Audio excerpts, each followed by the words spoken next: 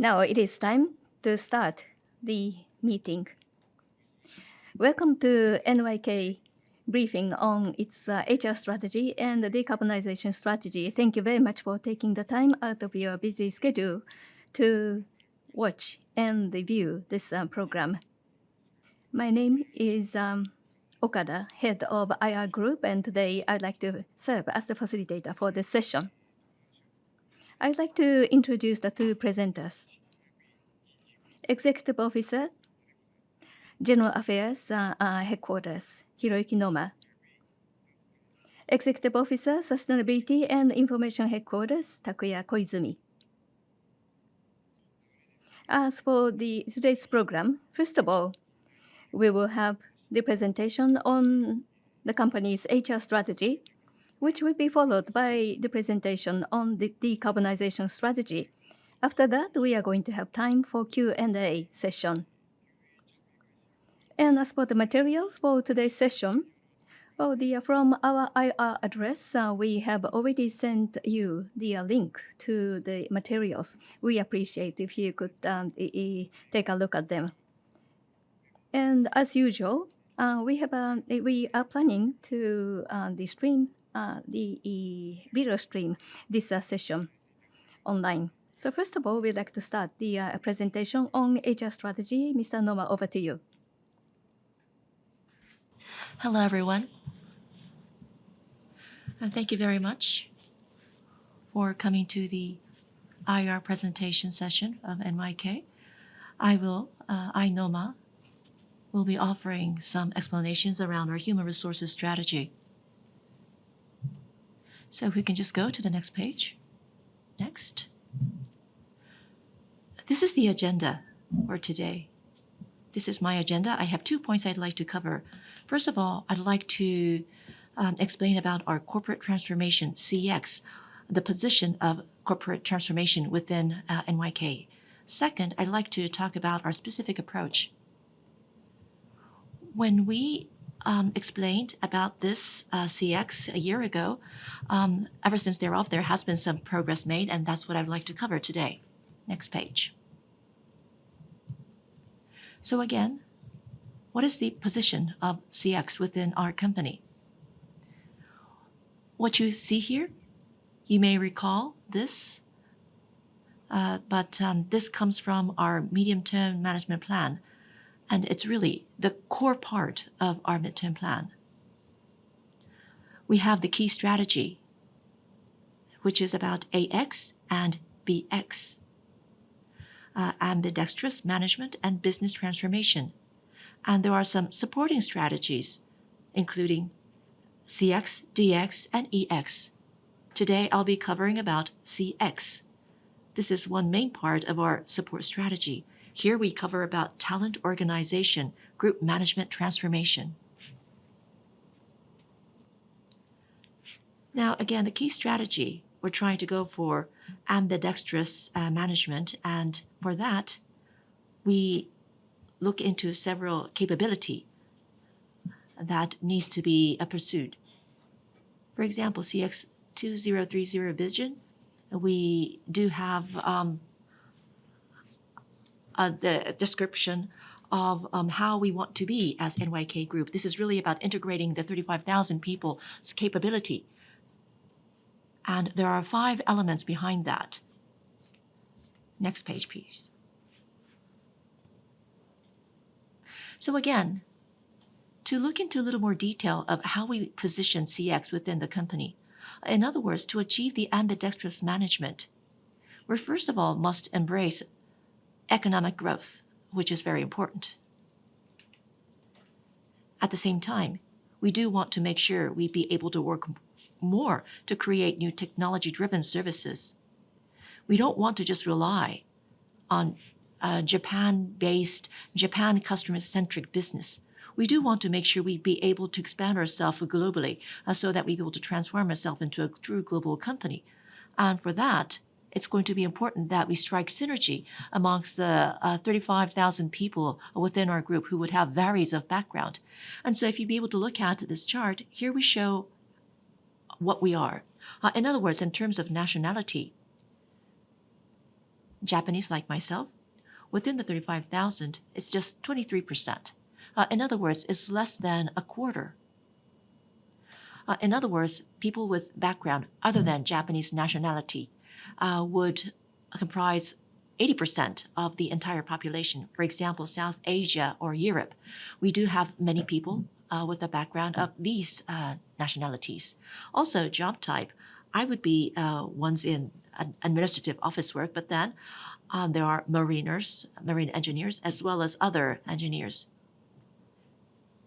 who'd be able to support our company from technological front. And so we have many people with such job type.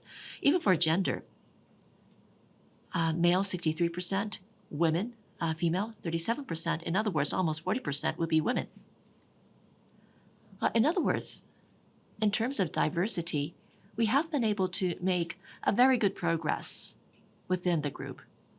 Now, with that said, what is important is it's not just about having diversity. We need to make sure we be able to enjoy capability that comes from these diversity, which means inclusion is going to be even more important. Next page. From here off, I'd like to talk about some specific approach.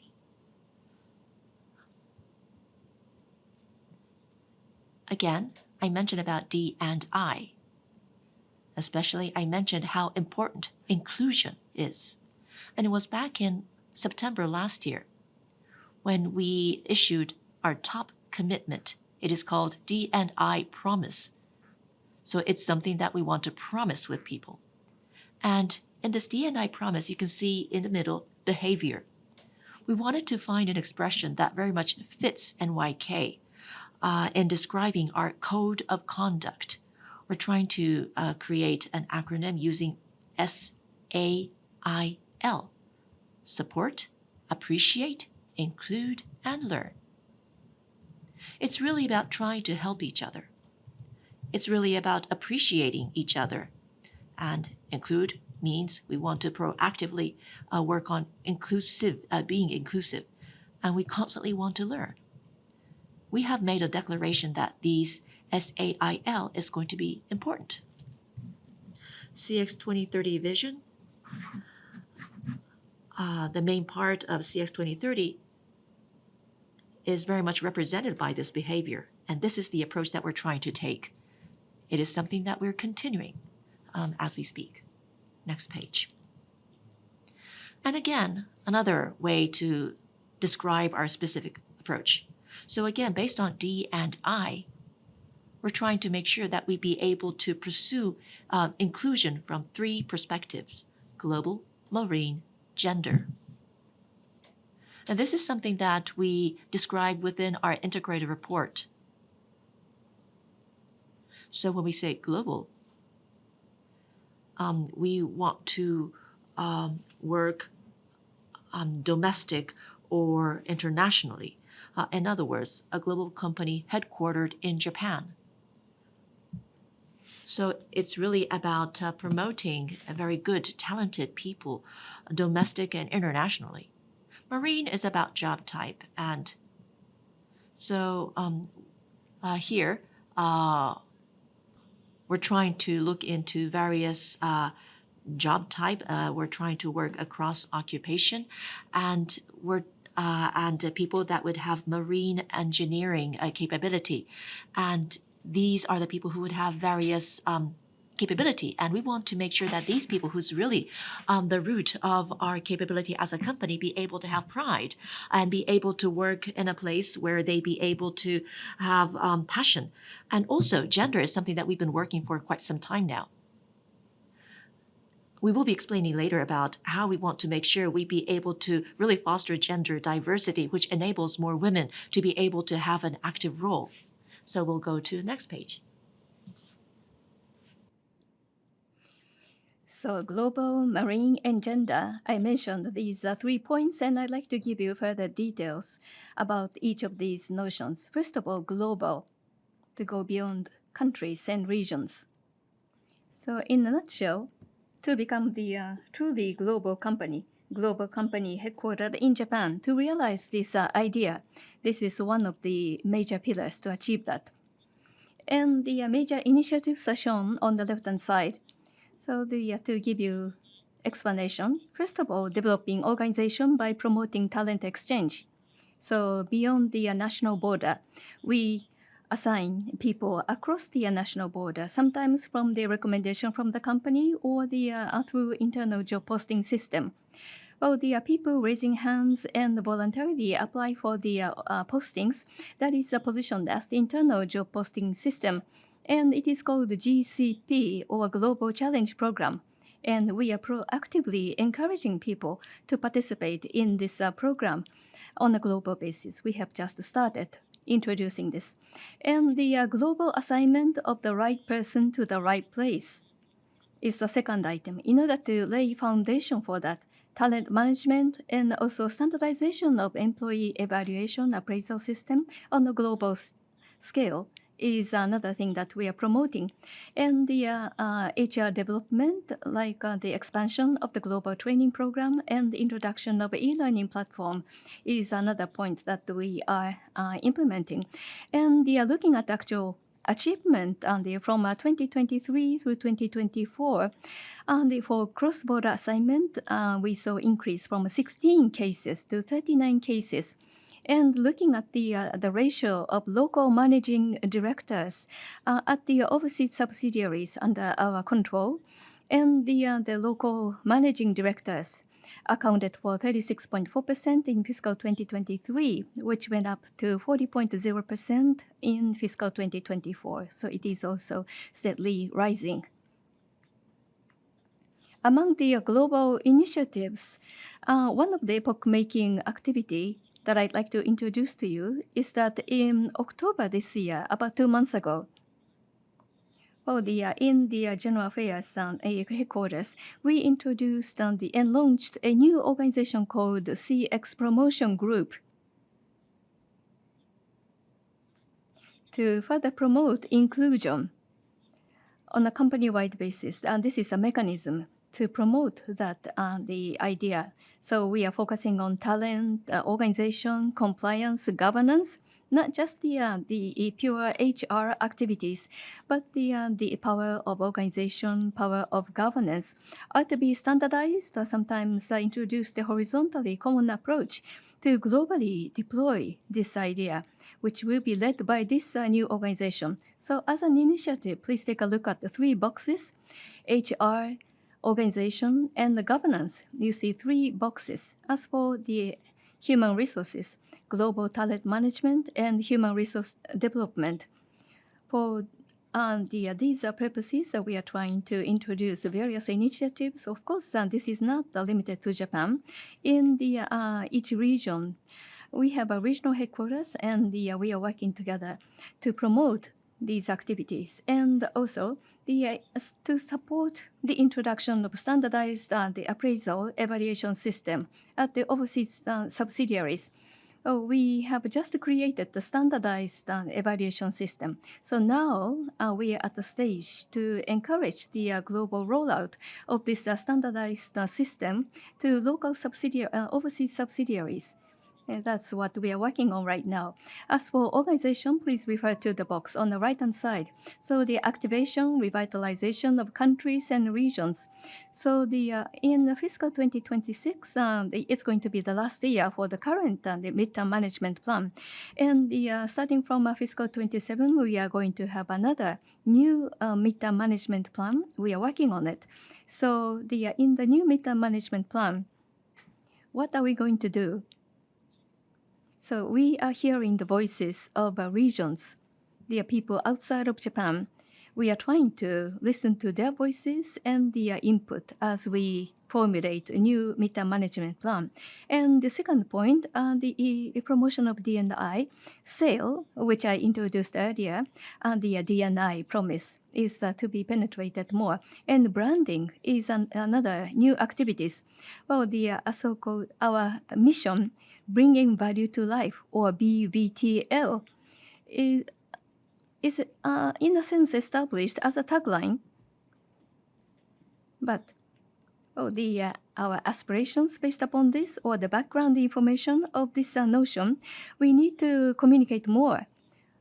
So, for example, something called the compass to show the directions for us, and also narrative or the story is being prepared right now to be deployed to group companies, and the town hall meetings are to be organized at each of these entities so that they will have a deeper understanding about the BBTL and the governance.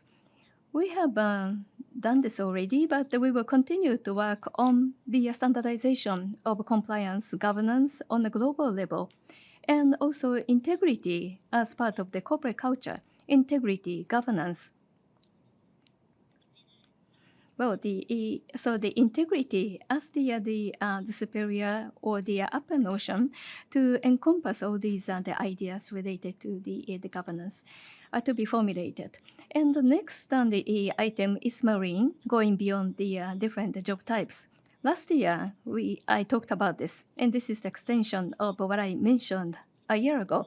It is not something new, but the CX Neo, which I introduced to you last year, which is in the middle of this slide.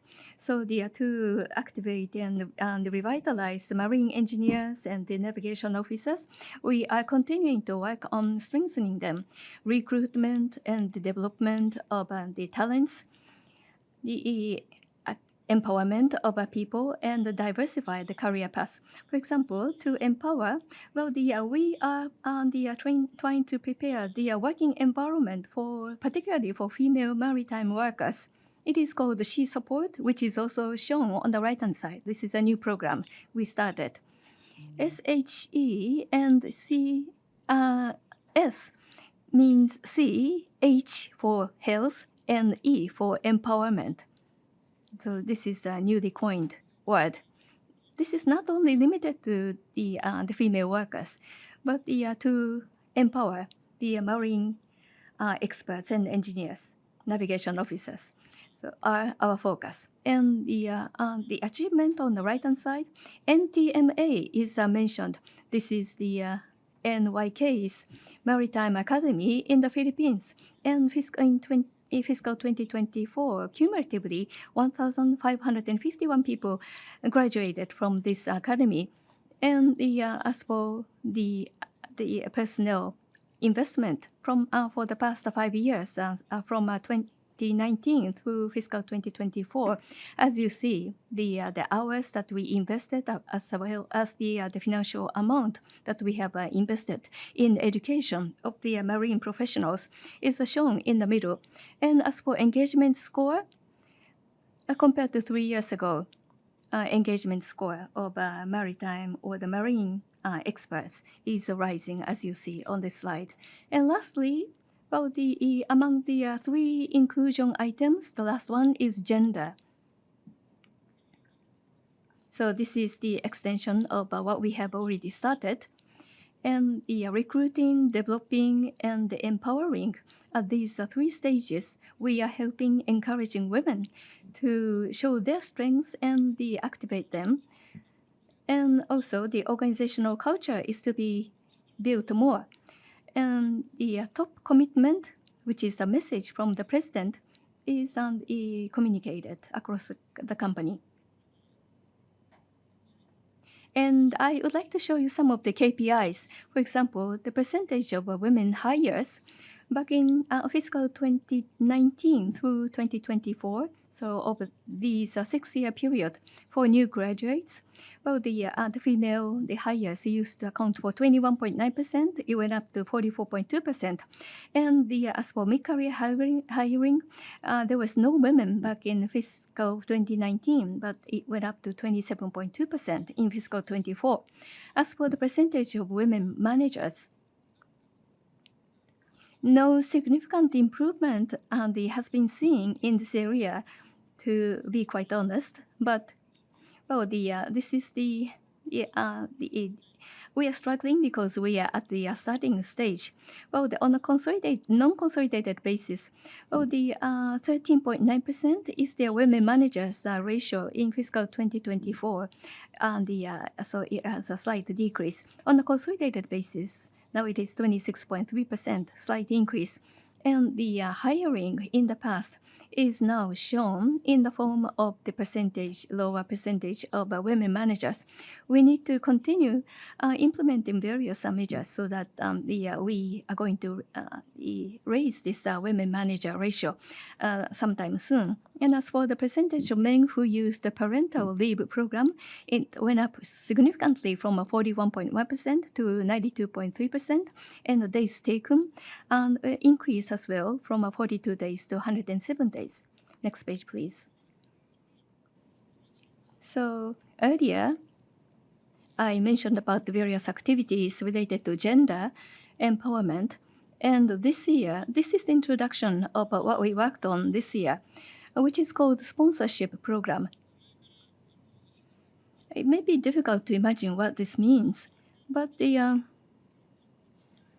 and women in the manager, the superior position, we specified the development program for them so that they will be the candidates for the future management team. So the candidates are so-called mentees. They are female managers, and we selected 4 of them this year. To these mentees, current existing executive officers serve as the mentors for them. They are going to create a pair or team to conduct the constant mentoring programs, and for her to become the future top management. Things that they should know, the knowledge, information are also taught to them. And the training, mentoring sessions alone may not be sufficient. So as for our unique activities, for these 4 candidates, they have become the corporate auditors for the group companies, and they participate in the board of directors meeting of these group companies, so that they will be able to participate in the top level management of the companies as their direct experience, and that is the core of this mentoring program. And as you see on the next page, as for gender diversity, back in October last year, our President Soga sent his own message.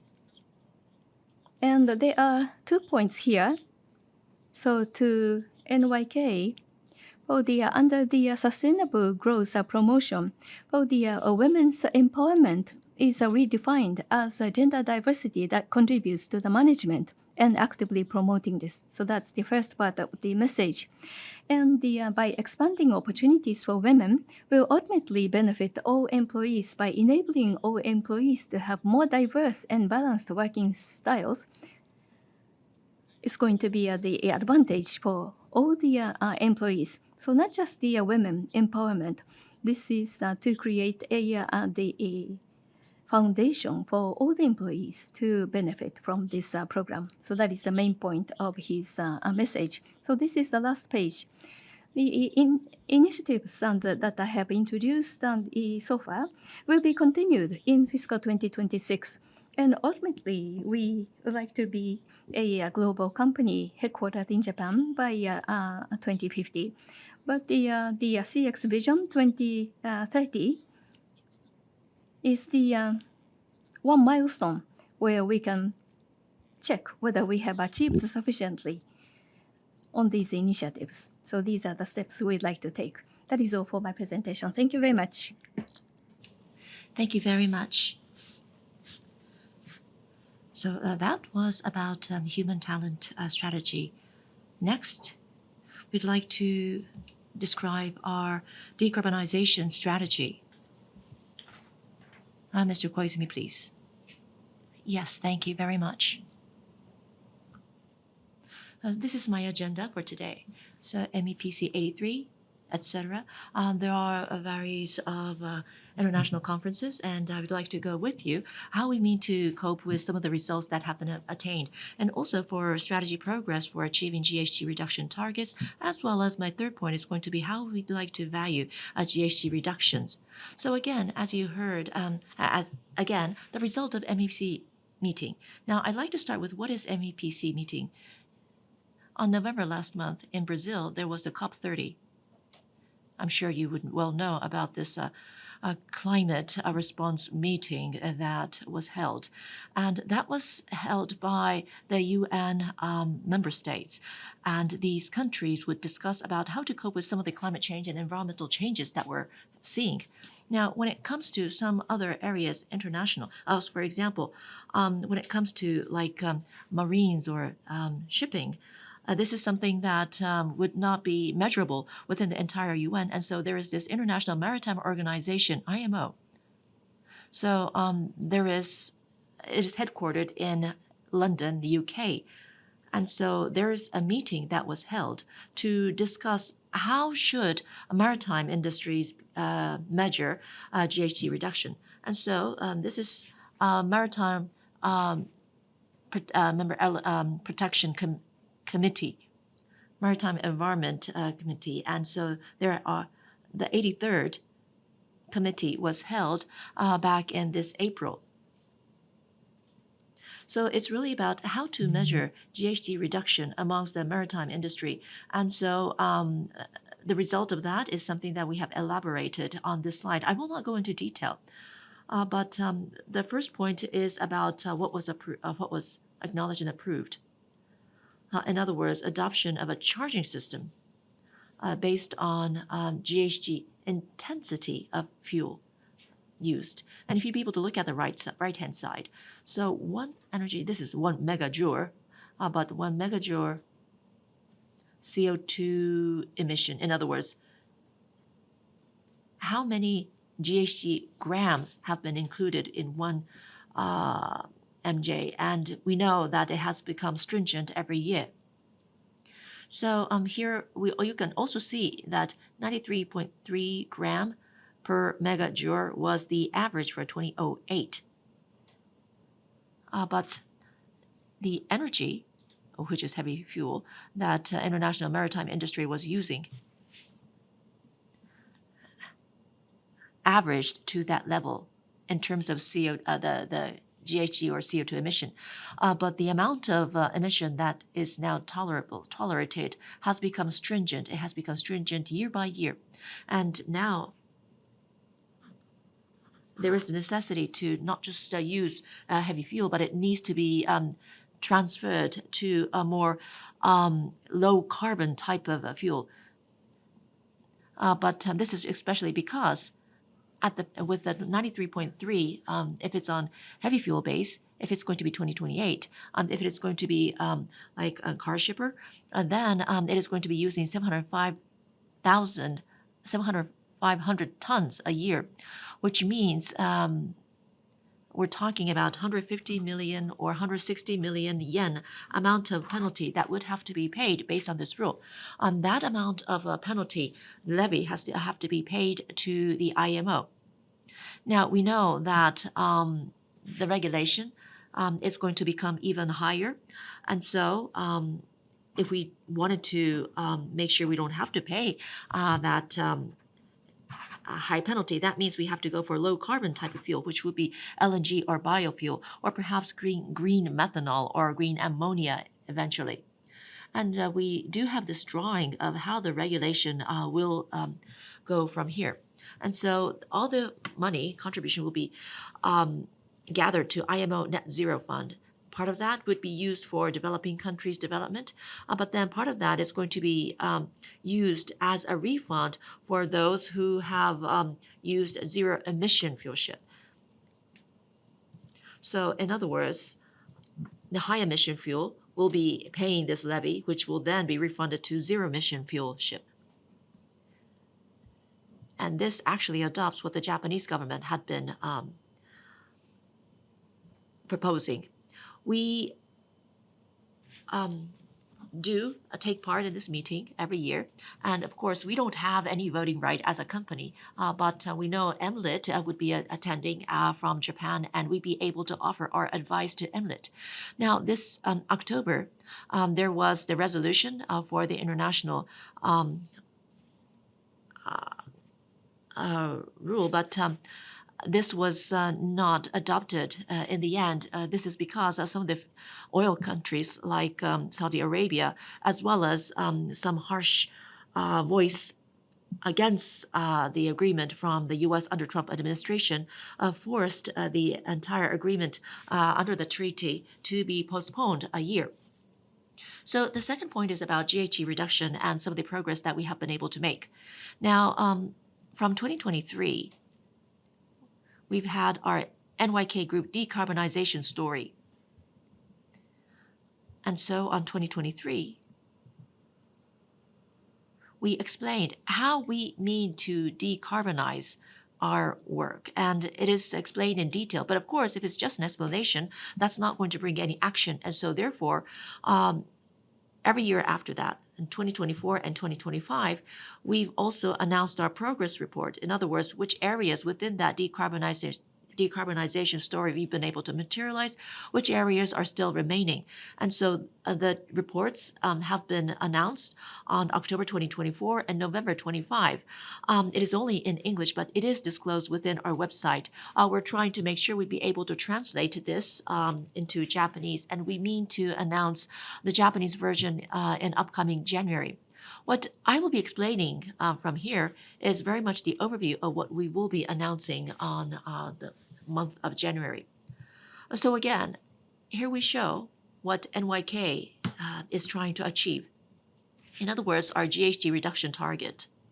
What you find on top is our 2030 target.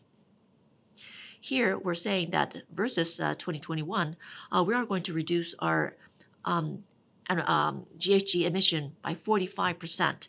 How are we going to do that? That's illustrated on the bottom. We have, it's in small writing, but we have strategy number 1 and strategy number 2. Strategy number 1 is to make sure we be able to maximize energy efficiency. I do want to delve into this later on. We also do have strategy number 2, and it is about use of alternative fuels. Again, we will not be able to really decarbonize our business if we keep on using heavy fuel. And so we're trying to make sure we be able to switch to low carbon fuels.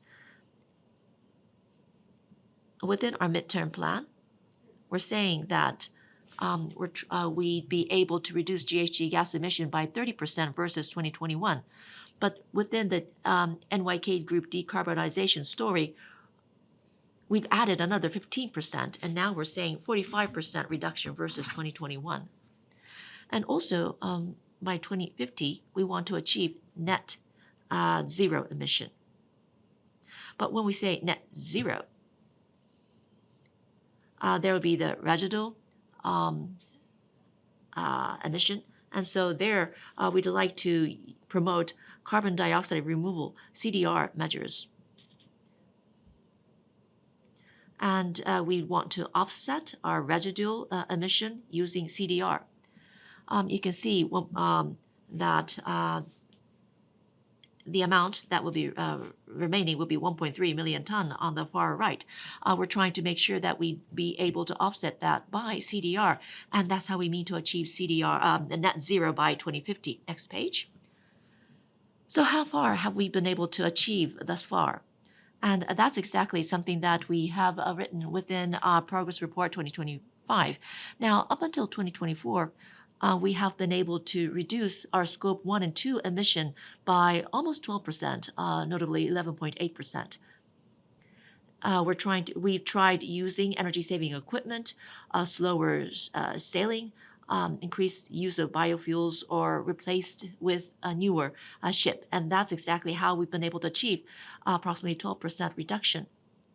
Now, by 2030, we're trying to reduce it by 45%. And so that means we are going to be reducing 5% every year. But we're on the third year, and we're trying to reduce. That means by calculation, we need to reduce by 15%, which means we are behind by a little over 3%. There is more we need to do. In addition to that, as we try to achieve net zero, we need to tap into Scope 3 emission reduction. And that's not just about our fuel, but we need to have the cooperation by other stakeholders. And it is quite challenging. But first of all, we if we wanted to set the target for reduction, we need to know how much emission do we have within the entire NYK group? And that's exactly what we embarked on. Initially, we were saying that 2025, we be able to measure the scope 3 emission. That's what we want to do in 2025. But then we have been able to do that 1 year earlier. We have been able to start that within FY24 so that we be able to measure how much GHG reduction would be required within the entire group. Next page, please. So to change the topic a little bit, Scope 1 and Scope 2, in order to reduce the emission in Scope 1 and Scope 2, as is shown in the Strategy 1, we need to make a progress in performance improvement and increase the performance, progress in the performance. And detailed explanation is given here on the sea and the vessels. Well, the vessels have to proceed by moving on top of the water. So how to use the water condition and to support the navigation. First of all, how to work on the waves is important. And on the right-hand side of this slide, you see some of the ideas. For example, hull shape optimization. It is called the bulbous bow. At the head of the vehicle, there is a nose portion of the vessel. And by using this bulbous bow, we will be able to reduce the wave resistance. So the retrofitting this the equipment is the one way to achieve this. And another idea is the main engine optimization, how to allocate the fuel, and it is electronically controlled so that the fuel energy is utilized in the most optimized way. And the propellers and the stern appendage. So this is the how to enhance the propulsion efficiency in terms of the fluid dynamics of the vessel. There are 77 cases so far that in which we have implemented all these measures, specific measures. But of course, these alone are not sufficient. So the phase 2 is another the stage that we are looking at. On the left-hand side, you see wind propulsion auxiliary system. In the past, the ships used to have the sail to get the energy of the wind. So that's the idea. And also to reduce the friction resistance of the vessels, ships. Oh, it is called the air lubrication system. So bubbles are used at the head of the ship to reduce the friction resistance to enhance the propulsion efficiency. On the right-hand side, what we can work on in terms of the hardware. But on the left-hand side, the wind propulsion or the friction resistance, well, it is up to the crew members to optimize the operation in case of the wind power, for example. Well, if it is the headwind, well, the wind propulsion auxiliary system doesn't work effectively. So by looking at the direction of the wind, when to deploy this system depends upon the expertise of the crew. So in phase 2, not just the hardware improvement, hardware-based improvement, software aspect. Well, we need to change the mindset of the software side of the operation, which is to enhance the operating efficiency of crew members. We need to introduce a system to facilitate such enhancement. How to penetrate the culture of efficiency among the crew members. So the mindset-wise, on the softer side of the operation, we are trying to enhance the efficiency of the navigation. Next page, please. So this is about the strategy 2, which is the expanded usage of biofuel. Well, the low the carbon, the energy that we can use is biofuel and LNG. So this is about the biofuel. Back in 2023, we only used 6,000 tons of the biofuel, but in fiscal 24, we increased this by 40 times. so that the GHG emission was decreased by 180,000 tons. And in fiscal 25, well, we are almost doubling this usage. By using more biofuels, we will be able to reduce the GHG emissions. Biofuels that we are using today are derived from the used oil. For example, the oils used for frying the food is processed to be used for as the marine fuel. But if we continue using that, well, the oil tends to get oxidized, which is one issue. As you see on the left bottom, where long-term storage and also the stability is the challenge. And we have the Nihon Yuka, which is the group company, and the antioxidant additive, as well as the additive for improving stability and the additive to enhance the efficiency of the blended fuels. So these additives are being developed by a group company. And in the middle, well, is it okay for the engine to accept the fuel derived from the edible raw materials? This is actual the on-site testing from ammonia tag. Well, the engine is collected and they conduct long-term testing. And also, we use this for on the ship for 3 months to see whether that the fuel had any impact upon the engine or not, to confirm the long-term usability of the biofuel. Bio 100, which means 100% of the biofuel, if we continue using the bio 100% for 1 year period, what's going to happen? That is what we are seeing in the testing. On the right-hand side, GCMD, or Global Center for Maritime Decarbonization, is the maritime decarbonization NGO in Singapore. Working together with GCMD, Bio24 and is tested for 6 months period, long-term testing, to see, and we confirmed that the usage of a B24 didn't have any impact on engine. GCMD is an NGO, so this test was conducted based upon the support or the subsidy, and the results they have been disclosed and announced. So not just NYK to our company, but the other shipping companies, and we'll see the result of this long-term testing showing that the long-term usage of a biofuel doesn't have any impact of the engines or the vessels. We have our own vessels as well as the ships that we borrow from the other ship owners that we operate. And the ship owners of those the ships sometimes worry about the stability or the safety of a biofuel. But by showing these test results, we will be able to show that it is okay, well, to use biofuel not just for our own NYK ships, but also ships that we borrow from other ship owners. Next page, please. And this is once again about the strategy number 2 related to fuel.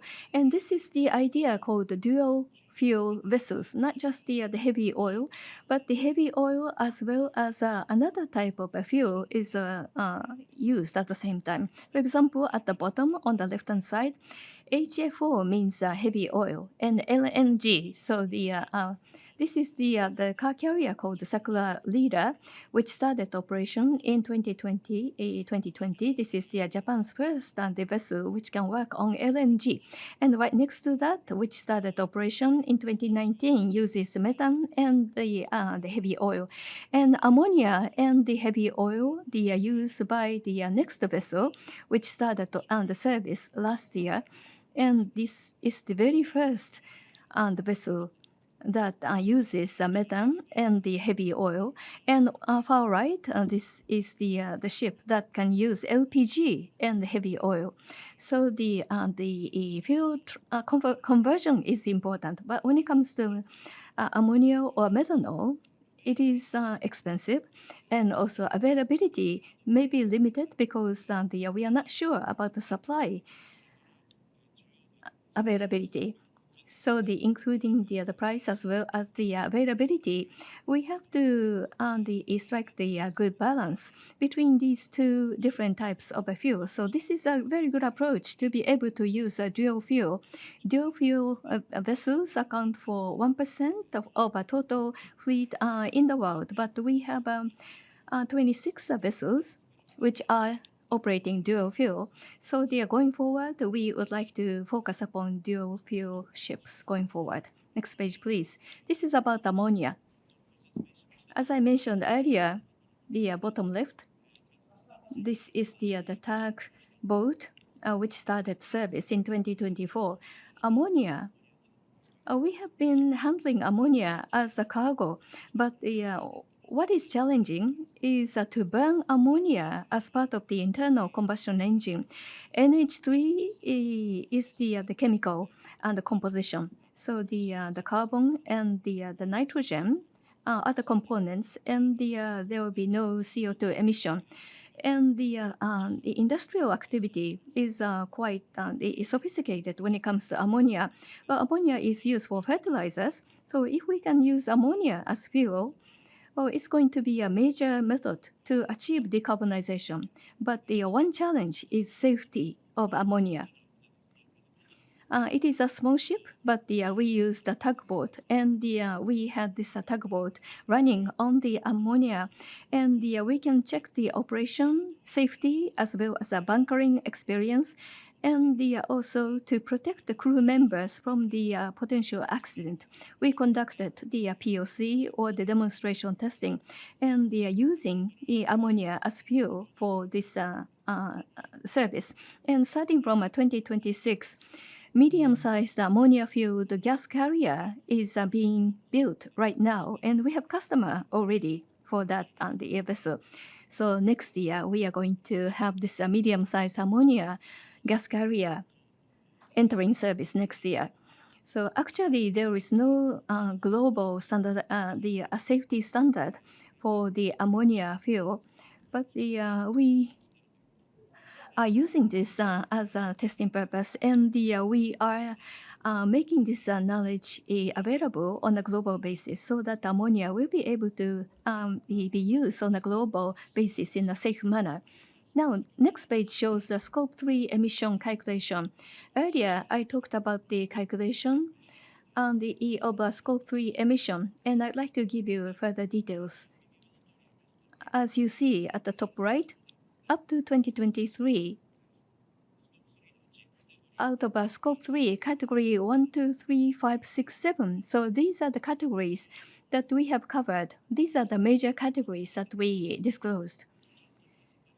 In other words, we were not able to cover other categories in the calculation, but we need to cover others as well.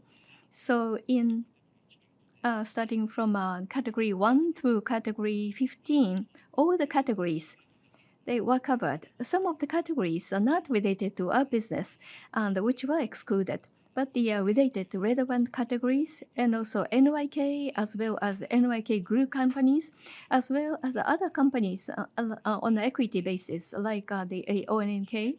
So we expanded the scope, and at the bottom you see the scope 3, category 1 through category 15, the numbers back in 2024. And so we started on the calculation and the disclosure of these numbers 1 year ahead of the plan. So now we have all these numbers. Now, based upon them, how to accurately grasp these numbers, that's what we are focusing upon right now. For example, the major one, like category 1, the purchased product and services.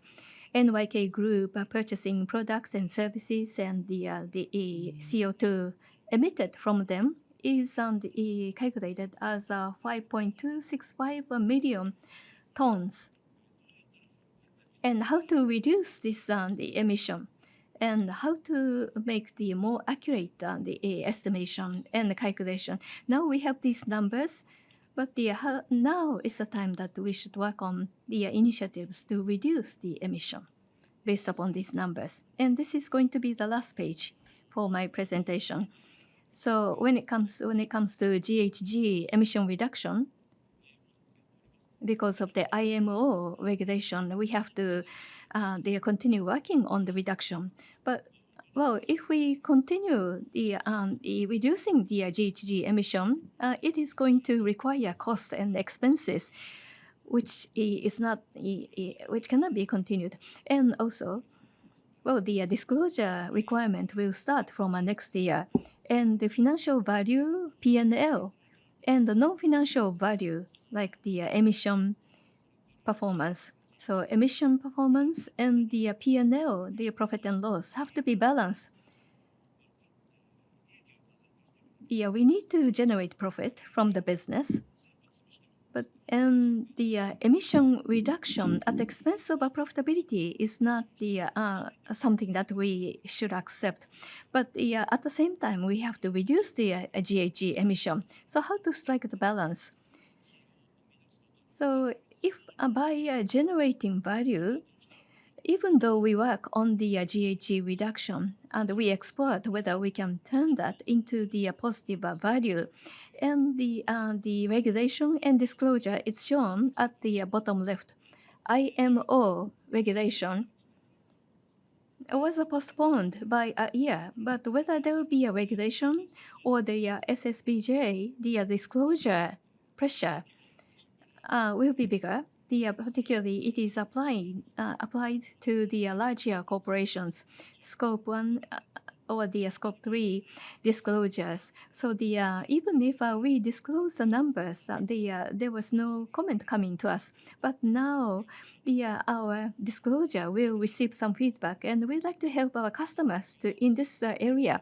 The transportation service, as you see on the right-hand side, well, for the customers to reduce their transportation service emission, we have to provide services because the customers will do their business based upon transportation. In order to help them reduce the emission, we can use our own expertise in the decarbonization and emission reduction in the form of our service so that the customer scope 3 emission will be reduced. But in return, we are asking them to give us some additional charge to us. So as you see at the top, so what is the emission volume? So emission, based upon the self-declaration, is not sufficient. So we need to have an international standard. GHG reduction range. So it is it shows this is the PPC ship, but the ocean-going ro-ro shipping. Well, together with the NGO and the a third-party certification organization and other shipping companies as well as the auto manufacturers. We took an initiative in formulating the GHG reduction calculation guidelines for ocean-going ro-ro shipping. And in order to turn these the approaches to value, well, this is something that's invisible. So if the companies want to give you a false numbers, it may be accepted. However, that is not the right approach. So the correct and accurate numbers and the calculation is offered to the customers and clients in the form of our service. So, for example, the value of the reduction through the using the biofuel, they will be shown, and it is provided as a service to the logistics clients. So that's the kind of service that we are providing. Well, for example, the other clients who handle the container ships or the logistics, which handle the finished products, and they are quite keen on the emission level. And the reduction volume and the value of a reduction volume by the shipping can be handed to the clients, and it shall be done so in the accurate and the fair manner. This is a mechanism that we are trying to create so that the clients and customers' scope 3 emission reduction will be shown based upon our services, and we can also charge for that service so that we can also generate profit out of this service. So it's going to be a win-win relationship, and this is where we are laying the platform for such service. That is all for my presentation. Thank you very much. Thank you, Mr. Koizumi. So that concludes the presentation from our side. So from here, we'd like to open the floor for questions. So the first question, allow me to read out the first question. So this is about engagement survey. You mentioned about some of the survey that you did for the maritime workers, but then if there's any result from the survey that you did for the entire company, please share with us the result, and please also share with us how you mean to utilize the learning. So this is a question for the HR side. If Noma-san, if you'd be able to respond. Yes, this is an engagement survey. Thank you very much for the question. So engagement survey is something that we conducted this autumn. And it was just very recently where we were able to come with capture the flash report, which is something that I shared with you today. We yet need to analyze the result. But the engagement survey, first of all, to begin with, why are we doing this?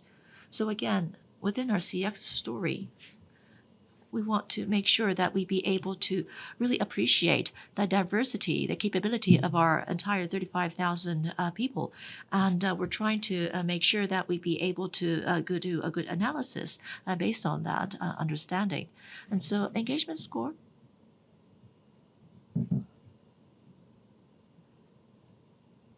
compared to the average or benchmarks within this industry, we know the engagement score that we have been able to obtain was higher, and so that gives us an initial comfort, but there could be some difference between a region or within the entity. So that's something that we do want to look into a little more. Some of the engagement score amongst the maritime engineers is something that seems like there needs to be, it is something that we do want to work on. We know it has improved. But when we look at the score, we want to make sure that it would be utilized in a way that we'd be able to promote even more transformation within the group. So, for example, we're trying to conduct workshop for each entity, and that's going to be done by each HR group. We want to make sure that that would develop into an action plan to be utilized for next fiscal year. That's what we want to do. Thank you very much. I would like to move on to the next question. Second question, I read the question. As one of the materiality, you also cite the percentage of a female manager, and from 2019 through 2024, the percentage has been decreased according to your material. Well, towards the 2030 target of 30%, how would you like to work on increasing the percentage of female managers? Once again, this is related to HR. So, Mr. Noma, once again, please. Thank you very much for your question. Yes, as I mentioned in the presentation, that is where we are still struggling, and this is a very tough point that you raised. But in the past, there was the past practice of hiring and recruiting, and that is a reason for the distortion of the workforce that we have had. As a result of that, naturally, we are not the refraining from taking active the initiatives. We are taking measures in the recruiting, developing, for example, when it comes to recruiting, hiring for new hires. 50% and the women hire is being achieved. And as for mid-career hires, ratio is rising. It's about 25% up to 30% female. We'd like to raise this to 50%. And as for most the imminent, the quick measures, well, the female managers, by hiring from outside female managers, directly we can raise the number and percentage of female managers. when it comes to people development, regardless of whether they are men or women, partly the outside training session, particularly for women, is to be introduced so that we are developing them for future management positions. And sponsorship program has started this year. And as for women empowerment, so we are going to keep an eye on the progress of our numerical the achievement to check whether the past and the efforts have actually they made the achievement. And the men taking parental leave is also part of the picture as we try to encourage women to be promoted further. Thank you very much. Thank you for your question. I will move on to the next question. So the next question, allow me to read out again. So IMO, GHG emission regulation. We know that the adoption has been postponed by a year. But as NYK, how do you take that? And with that, how do you mean to, is there going to be any change to your future decarbonization strategy? So this is about a decarbonization strategy that we have. So Koizumi-san, please. Yes, so the IMO regulation, we know that it is going to be postponed by at least a year. And again, this was because the US was very vocal against the adoption. And I guess we just had to accept it.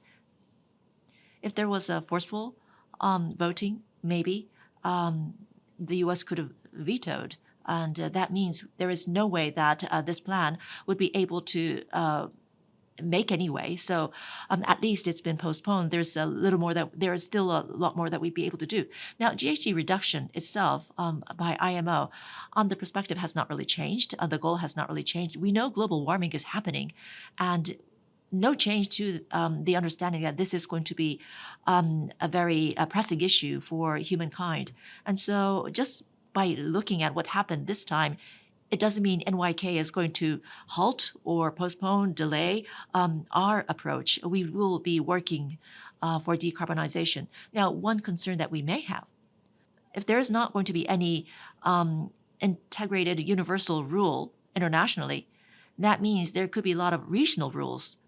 For example, if you look at the EU, there is this emission regulation.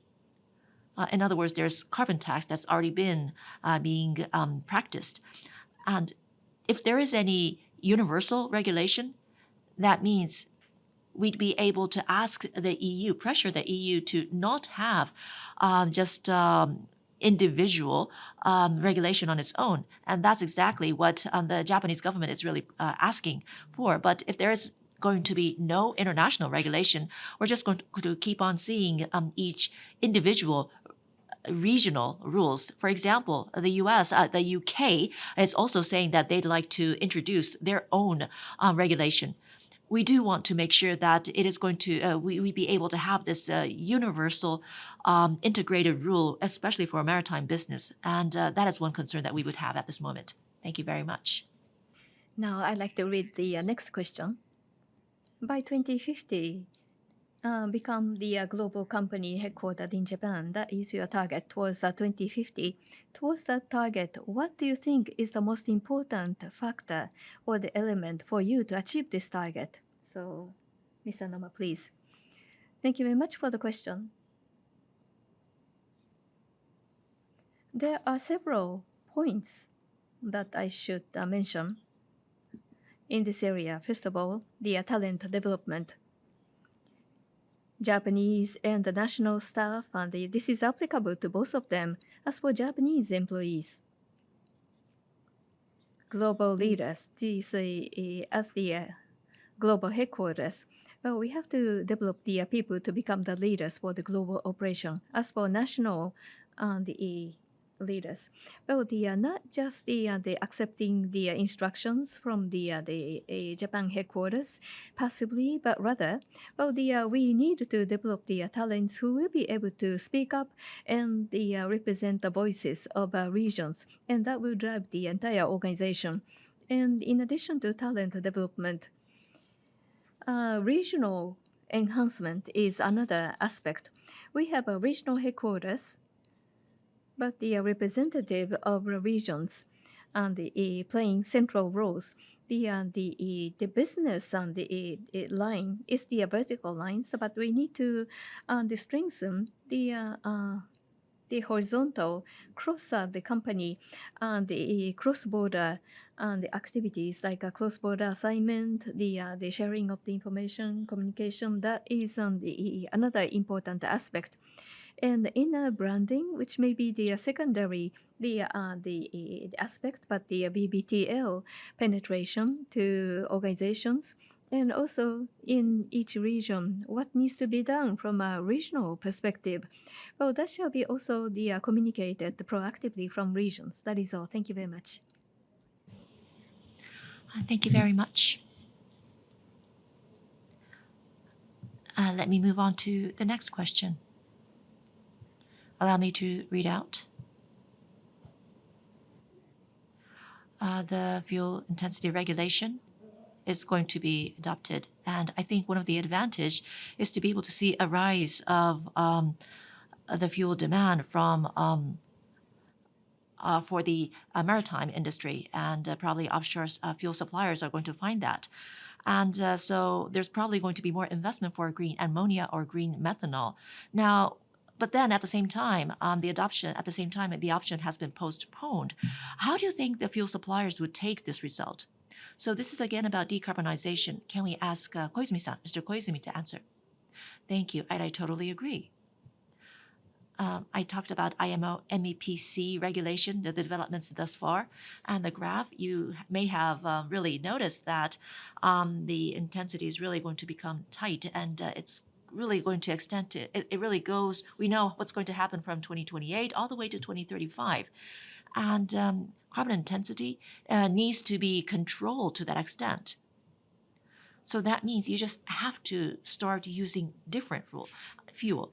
And that gives you some forecasting of what you need to do.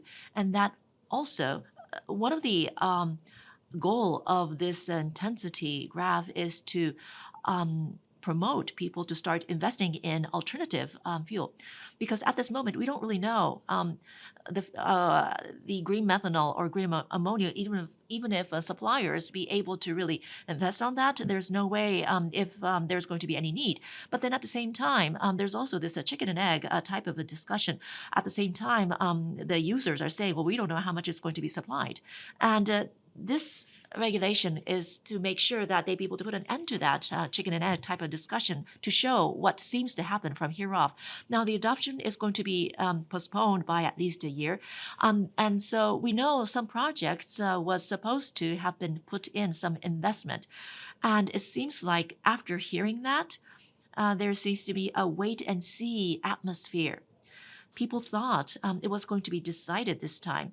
It's unfortunate that it was not. And that's some of the voice that we're hearing. And I'm sure it was supposed to have become a great business opportunity had it been adopted. But at the same time, what I also hear is that China is really trying to make sure they be able to strike more decarbonized fuel. In other words, in Gobi Desert, they're using solar panel to utilize energy, alternative energy, trying to invest in green ethanol. And of course, there are some areas where there's more investment so that they be ready to start when this regulation comes into play.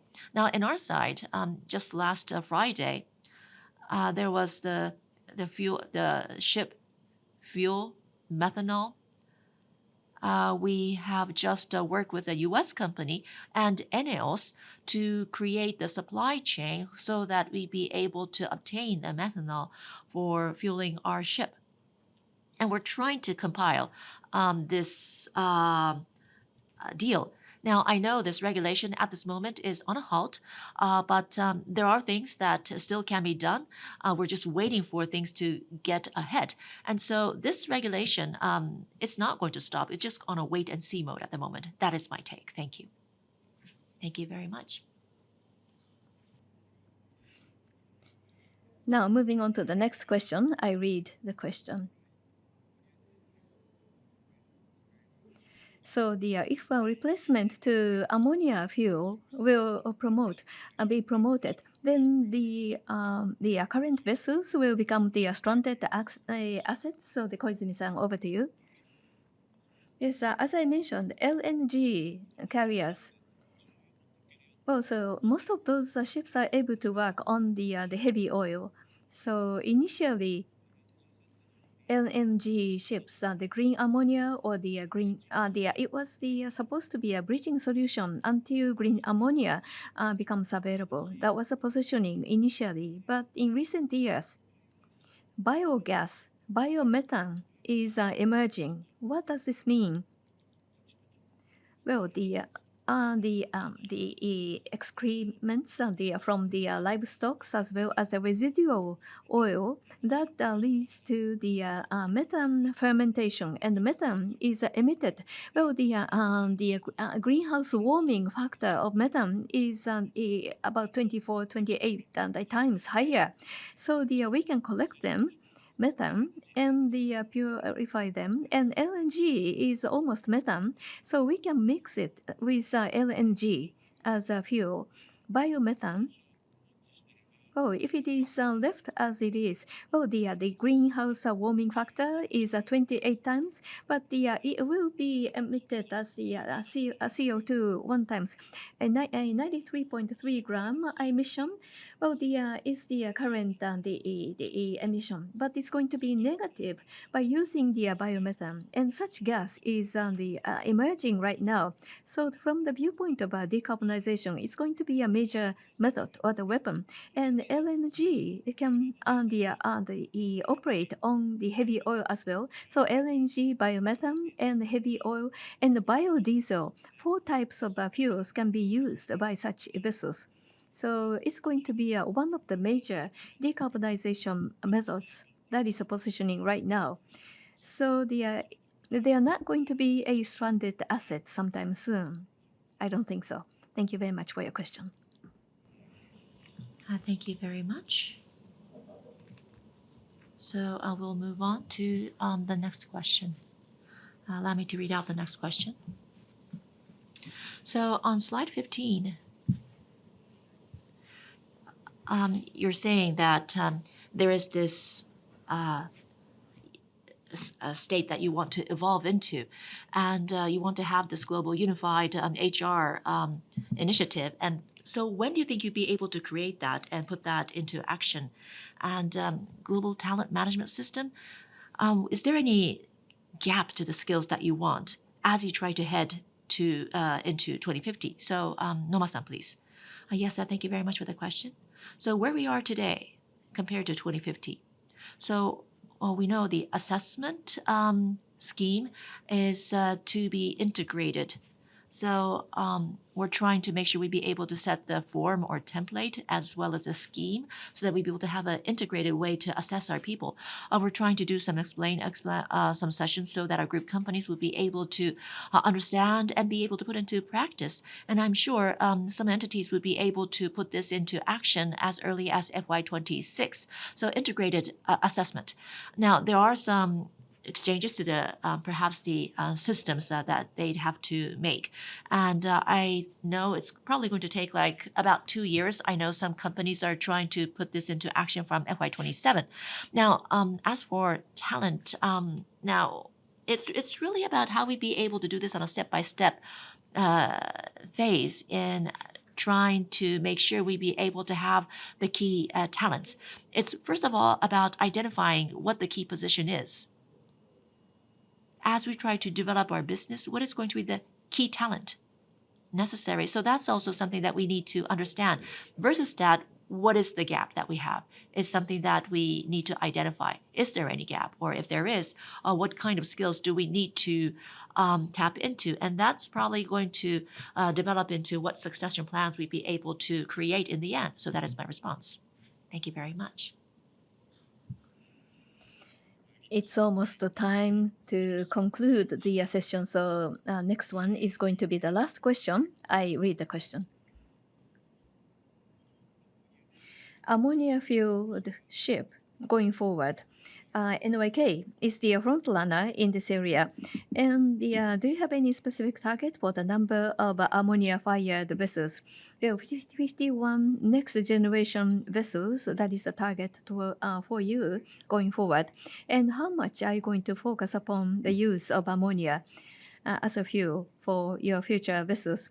This is related to decarbonization. So, Koizumi-san, over to you.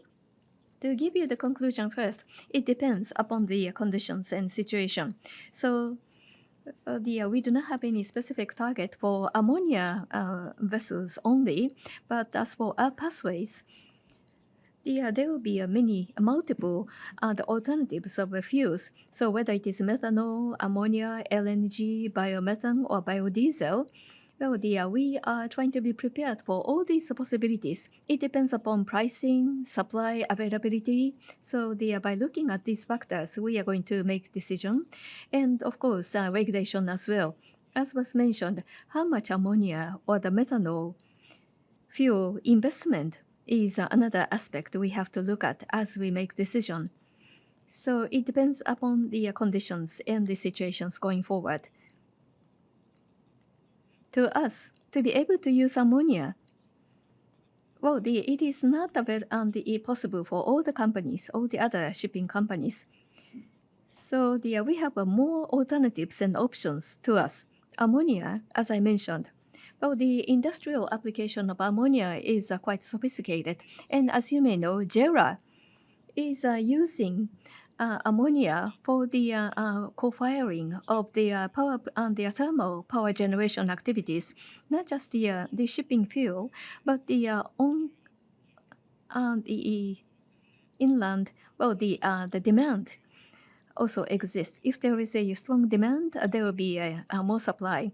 So we need to take a look at both the marine as well as on the ground and the business conditions. 51 and the vessels is our target, but as for the mix and composition, we would like to make decision as we go forward.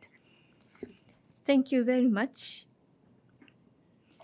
So much for the Q&A session. Thank you very much for your questions. So we received many questions from the viewers. Thank you very much for your cooperation and participation.